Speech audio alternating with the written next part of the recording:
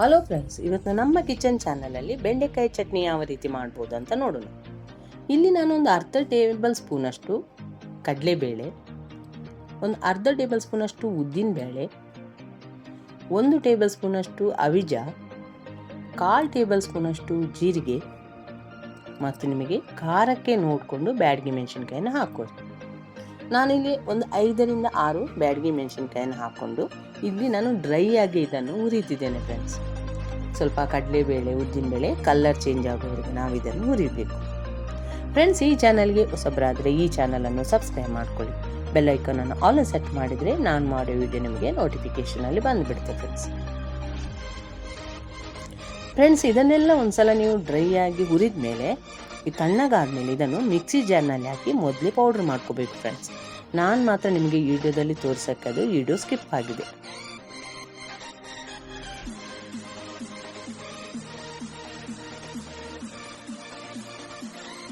ಈಗ ಕಡಲೆಬೇಳೆ ಮತ್ತು ಉದ್ದಿನಬೇಳೆ ಬಣ್ಣ ಚೇಂಜ್ ಆಗಿದೆ. ಇಷ್ಟಾದರೆ ಸಾಕು ಫ್ರೆಂಡ್ಸ್. ಇದು ತಣ್ಣಗಾದ್ಮೇಲೆ ಮಿಕ್ಸಿ ಜಾರಲ್ಲಿ ರುಬ್ಕೊಳ್ಳೋಣ. ಈಗ ಅದೇ ಬಾಣಲೆಗೆ 1-1.5 ಚಮಚದಷ್ಟು ಎಣ್ಣೆಯನ್ನು ಹಾಕ್ಕೊಂಡಿದ್ದೇನೆ. ಇಲ್ಲಿ ನಾನು 1/4 kg ಬೆಂಡೆಕಾಯಿನ ತಗೊಂಡು ಈ ಮಸಾಲವನ್ನು ರೆಡಿ ಮಾಡ್ಕೊತಿದ್ದೇನೆ ಫ್ರೆಂಡ್ಸ್. ಈಗ ಎಣ್ಣೆ ಬಿಸಿ ಆದಮೇಲೆ ಈ ರೀತಿ ಕಟ್ ಮಾಡಿಕೊಂಡು ಬೆಂಡೆಕಾಯನ್ನು ಹಾಕ್ಕೋಬೇಕು. ಅದ್ರ ಜೊತೆ ಸಣ್ಣ ಪೀಸ್ ಹುಣಸೆ ಹಣ್ಣು, 1 ಟೊಮೆಟೊ, ಒಂದು ಸ್ವಲ್ಪ ಉಪ್ಪು, ಒಂದು ಸ್ವಲ್ಪ ಅರಿಶಿನ. ನಿಮಗೆ ಬೇಕಂದರೆ ನೀವು ಬೆಳ್ಳುಳ್ಳಿನ ಹಾಕ್ಬೋದು, ಬೇಡ ಅಂದರೆ ಬೇಡ ಫ್ರೆಂಡ್ಸ್.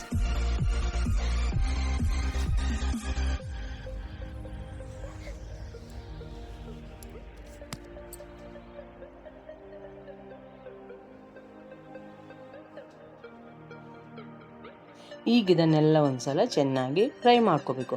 ನಾವು ಇದನ್ನು ಬೆಂಡೆಕಾಯಿ ಮೆತ್ತಗಾಗೋವರೆಗೆ ಫ್ರೈ ಮಾಡ್ಕೋಬೇಕು. ಮೊದಲು ನಿಮಗೆ ಬೆಂಡೆಕಾಯಲ್ಲಿರುವ ಲೋಳೆ ಅಂಶ ಬಿಟ್ಕೊಂಡ್ರು ಆಮೇಲೆ ಅದು ಕಡಿಮೆ ಆಗುತ್ತಾ ಹೋಗುತ್ತೆ ಫ್ರೆಂಡ್ಸ್. ಈ ರೀತಿ ಬೆಂಡೆಕಾಯಿ ಮೆತ್ತಗಾದ್ಮೇಲೆ ಅದನ್ನು ತಣ್ಣಗಾದ್ಮೇಲೆ ನಾವು ಆವಾಗಲೇ ಪೌಡ್ರ್ ಮಾಡಿಟ್ಕೊಂಡಿರುವಂಥ ಮಿಕ್ಸಿ ಜಾರ್ಗೆ ಹಾಕ್ಕೊಂಡು ಈ ರೀತಿ ತರಿಯಾಗಿ ರುಬ್ಕೋಬೇಕು ಫ್ರೆಂಡ್ಸ್. ನಾನು ನಿಮಗೆ ಅದನ್ನು ಹಾಕೋದು ತೋರಿಸ್ಬೇಕಾಗಿತ್ತು, ಆದರೆ ಅದು ವಿಡಿಯೋದಲ್ಲಿ ಸ್ಕಿಪ್ ಆಗಿದೆ. ಈಗ ಇಷ್ಟೇ ಬಿಟ್ಟರು ಸಾಕು. ಇನ್ನೊಂದು ಸ್ವಲ್ಪ ನುಣ್ಣಗೆ ಬೇಕಂದ್ರೆ ಒಂದು 2 ಟೇಬಲ್ ಸ್ಪೂನಷ್ಟು ನೀರು ಹಾಕೋರಿ, ಭಾಳ ನೀರು ಹಾಕೊಳ್ಳೋದೇನು ಬೇಡ. ಈಗ ಒಂದ್ಸಲ ಇದನ್ನು ಚೆನ್ನಾಗಿ ಮಿಕ್ಸಿ ಜಾರಲ್ಲಿ ರುಬ್ಕೊಳ್ಳೋಣ.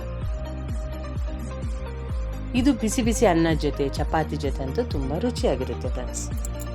ಈಗ ಇದಕ್ಕೊಂದು ಒಗ್ಗರಣೆಯನ್ನು ರೆಡಿ ಮಾಡ್ಕೋಬೇಕು. ಒಂದು ಬಾಣಲೆಗೆ 1-2 ಚಮಚ ಎಣ್ಣೆ ಹಾಕ್ಕೊಂಡಿದ್ದೇನೆ. ಎಣ್ಣೆ ಚೆನ್ನಾಗಿ ಬಿಸಿ ಆದಮೇಲೆ ಅದಕ್ಕೆ ಒಂದು ಸ್ವಲ್ಪ ಸಾಸಿವೆಯನ್ನು ಕೂಡ ಇಲ್ಲಿ ಹಾಕ್ಕೊಳ್ಳೋಣ.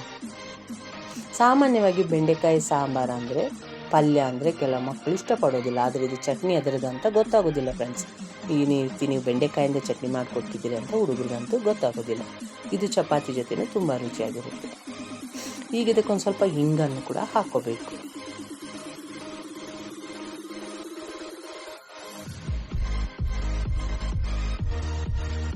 ಈಗ ಹಿಂಗ ಹಾಕ್ಕೊಂಡ್ಮೇಲೆ ನಾನು ಮಿಕ್ಸಿ ಜಾರಲ್ಲಿ ರುಬ್ಬಿರುವಂತಹ ಈ ಬೆಂಡೆಕಾಯಿ ಚಟ್ನಿಯನ್ನು ಹಾಕ್ಕೊಂಡು ಒಂದ್ಸಲ ಚೆನ್ನಾಗಿ ಮಿಕ್ಸ್ ಮಾಡ್ಕೊಂಡು, ಇಲ್ಲಿ ಏನಾದರೂ ನಿಮ್ಗೆ ಉಪ್ಪು ಕಡಿಮೆ ಅನಿಸಿದರೆ ನೀವು ಒಂದು ಸ್ವಲ್ಪ ಪುಡಿ ಉಪ್ಪನ್ನು ಹಾಕ್ಕೊಂಡು ಚೆನ್ನಾಗಿ ಒಂದ್ಸಲ ಒಂದು 2 ನಿಮಿಷದಷ್ಟು ಅದನ್ನು ಎಣ್ಣೆಯಲ್ಲಿ ಫ್ರೈ ಮಾಡಿಕೊಂಡ್ರೆ ಸಾಕು ಫ್ರೆಂಡ್ಸ್. ಇದನ್ನು ನೀವು ಫ್ರಿಜರ್ನಲ್ಲಿಟ್ಟರೆ ಒಂದು 2-3 ದಿವಸ ಆದರೂ ಇದನ್ನು ಯೂಸ್ ಮಾಡ್ಕೋಬೋದು, ಇದು ಕೆಡೋದಿಲ್ಲ ಫ್ರೆಂಡ್ಸ್. ಈ ರೀತಿ ಒಂದ್ಸಲ ಚೆನ್ನಾಗಿ ತಿರುಗಿಸ್ಕೊರಿ. ನಾನು ಮೊದಲೇ ಹೇಳಿದಾಗೆ ನೀವು ಅದನ್ನು ಡ್ರೈ ಆಗಿ ಹುರಿದಿರುವಂಥ ಮಸಾಲೆಯನ್ನು ಒಂದ್ಸಲ ಚೆನ್ನಾಗಿ ಪೌಡ್ರ್ ಮಾಡ್ಕೊಂಡ್ಮೇಲೇ ಅದಕ್ಕೆ ಈ ಬೆಂಡೆಕಾಯನ್ನು ಸೇರಿಸ್ಕೊಂಡು ಮಿಕ್ಸಿ ಜಾರಲ್ಲಿ ರುಬ್ಕೋಬೇಕು. ಬೆಂಡೆಕಾಯಿ ಮತ್ತು ಅದನ್ನೆಲ್ಲ ಒಂದೇ ಸಲ ರುಬ್ಕೊಳ್ಳೋಕ್ಕೆ ಬರೋದಿಲ್ಲ ಫ್ರೆಂಡ್ಸ್. ಈ ವಿಡಿಯೋವನ್ನು ನೀವು ನೋಡಿದ್ದಕ್ಕೆ ನಿಮಗೆ ತುಂಬ ಧನ್ಯವಾದಗಳು. ಈಗ ನಮಗೆ ಬೇಕಾದಂಥ ಬೆಂಡೆಕಾಯಿ ಚಟ್ನಿ ರೆಡಿಯಾಗಿದೆ ಫ್ರೆಂಡ್ಸ್. ಇಷ್ಟ ಆದರೆ ಸಾಕು.